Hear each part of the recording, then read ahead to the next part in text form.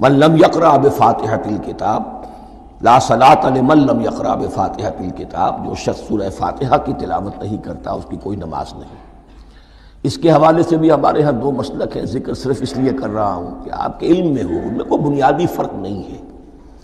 کسی بھی ایک رائے کا انسان قائل اور حامل ہو سکتا ہے بغیر اس کے کہ دوسرے کو بالکل غلط قرار دے، بلکہ یہ کہ اس کے لیے بھی گنجائش اپنے ذہن میں اور اپنے دل میں رکھے۔ اور دوسری رائے یہ ہے کہ اس کا حصہ نہیں ہے۔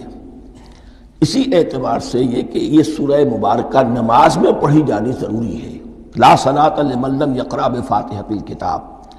البتہ یہ اختلاف ہے، یہ بات جو میں ذکر کر رہا تھا جو ذہن سے نکل گئی، کہ آیا مقتدی جو ہے امام کے پیچھے کھڑا ہو کر جب نماز پڑھ رہا ہو تو کیا اس صورت میں بھی اس کے لیے لازم ہے کہ سورہ فاتحہ پڑھے؟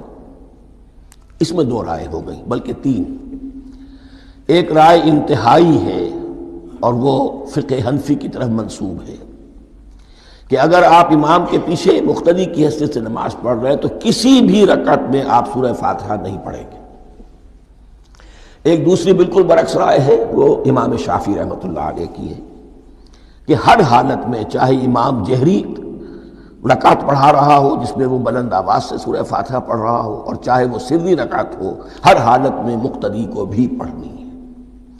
ایک تیسری رائے بین بین ہے، وہ امام مالک کی ہے رحمۃ اللہ علیہ، کہ جو سری رکعت ہے جس میں کہ امام بھی خاموشی سے پڑھ رہا ہے مقتدیوں کو بھی پڑھنی چاہیے۔ جو جہری رکعت ہے جس میں کہ امام بلند آواز سے پڑھ رہا ہے اس میں مقتدیوں کو خاموش رہ کر پوری توجہ جو ہے سننے پر صرف کر دینی چاہیے۔ اذا قرئ القرآن فاستمعوا له وانصتوا، جب قرآن پڑھا جا رہا ہو تو پوری توجہ اس کے پڑھنے پر مرکوز کر دو اور خود خاموش رہو۔